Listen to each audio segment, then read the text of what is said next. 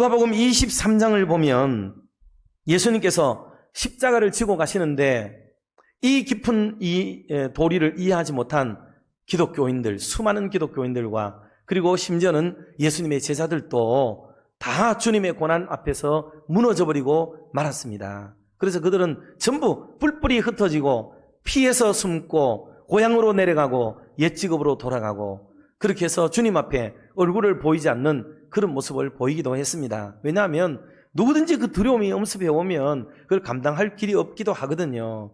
나중에 부활의 영으로 그들이 가득 찼기 때문에 다시 일어날 소망을 얻었지 우선은 이것을 피하고 보겠다는 마음으로 뿔뿔이 흩어지고 말아요. 그런데 그 가운데도 그 주님의 십자가 뒤를 묵묵히 따라가는 사람들이 있었다고 성경은 얘기해요. 예수님 뒤에는 가슴을 치며 슬피 우는 여자들의 큰 무리가 따라왔다라고 성경은 말씀을 하고 있습니다. 남자들은 없어요. 남자들은 없어요. 성경이 이 모습을 우리에게 보여주는 이유가 뭐겠습니까?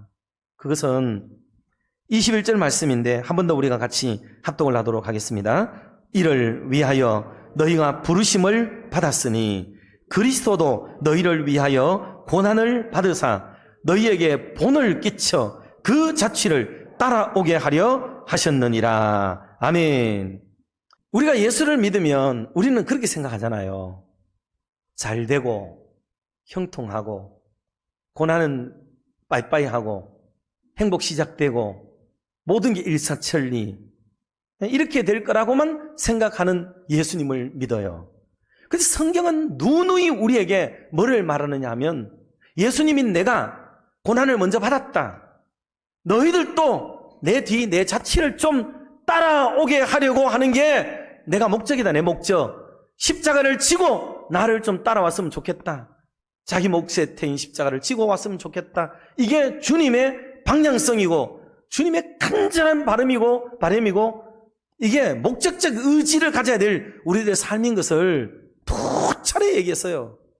그러므로 사랑하는 성도 여러분, 자취라고 하는 것은 시간상 공간상 어떤 이가 다녀갔거나 다녀간 뒤에 남겨진 흔적들 이런 것을 가리켜서 자취라고 하는 거거든요. 그래서 우리가 주님이 자취를 따라오라 그러는 것은 주님이 걸어갔던 길 속에서 또 주님의 흔적들 이런 것들을 깨우치는 걸 말해요. 우리는 일상의 삶을 살아야 된다. 그 주님도 앉혀가지고 뭐를 가르치신 걸 가지고 너희들도 똑같이 배우라는 것도 물론 하셨지만 그것보다는 내가 걸어간 길, 살았던 길을 따라와라 이 얘기하고 있잖아요.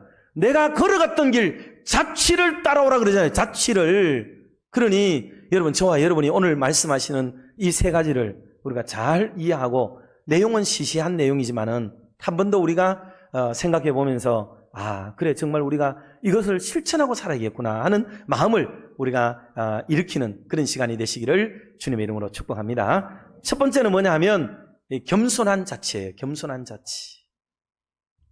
여러분, 예수님 그러면 떠오르는 이미지가 뭐여야 되느냐? 겸손하신 예수님을 제일 먼저 떠올려야 돼요.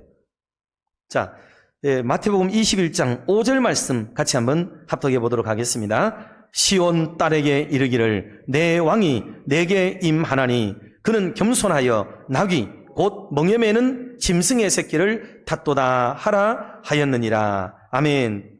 예수님은 이때 당시 수많은 사람의 입에서 오르내리기를 이스라엘의 임금이다, 유대 임금이다 그랬단 말이에요. 그런데 실제로 임금이 올라오는 꼬락서니를 보니까 나귀 새끼 하나 타고 사람들이 길에 옷이나 깔고 종려나무나 꺾어가지고 흔들고 참 초라하고 궁색맞고 그리고 부끄러운 행색으로 올라오더라라는 얘기예요. 이 얘기를 성경학자들과 신학자들은 어떻게 해석하냐면 이 모든 일은 메시아적 왕적 사역을 상징하는 것이나 예수님의 겸손을 보이는 대목이다 라고 해석을 했어요. 그러니 여러분, 우리들도 마땅히 받아야 될 거나한 행보와 행렬과 그만한 어떤 의전이 있을 때라도 그것을 조금은 내려놓고 자기를 겸손하게 만들 수 있는 사람이 된다면 얼마나 좋을까 하는 것을 배우게 만드는 겁니다. 둘째는 복종하신 자치예요. 복종하신 자치. 자, 빌립보서 2장 6절과 8절 말씀을 한번 같이 합독합시다.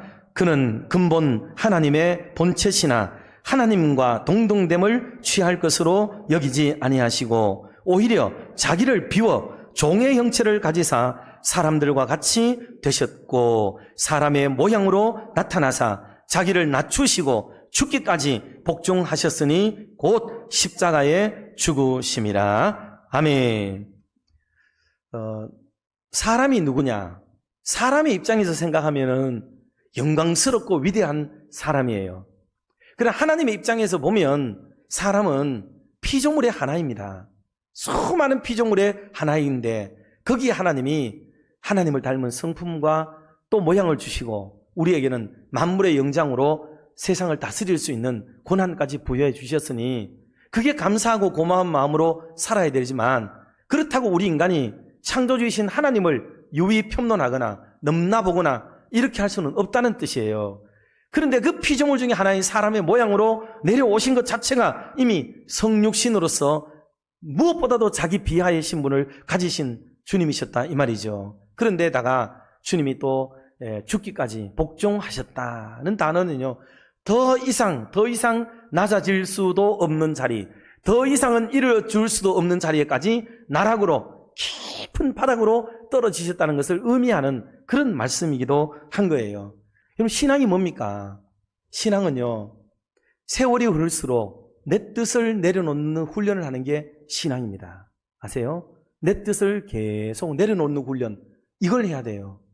여러분, 신앙이 잘못 들어가게 되면 나이가 많아질수록, 연조가 깊어질수록, 직분이 올라갈수록 계속해서 고집만 생겨지는 사람이 생겨날 수가 있습니다. 여러분, 그거는 그리스도의 자치를 따라가는 게 아니에요. 예수님은 죽는 순간에까지도 당신의 뜻을 내려놓고 주님의 뜻, 하나님의 뜻에 굴복하는 모습을 보이셨잖아요. 이 자치를 따라오라고 그러는데도 우리는 내 고집을 부리고 있다 그러면 그거는 좋은 신앙인이라고 볼 수는 없어요. 그러니 이 말씀은 핵심은 바로 거기에 있습니다. 그러니 우리의 생각을 좀 내려놓을 수 있으면 좋겠다 하는 마음이고요. 마지막 세 번째는 사랑하신 자치예요.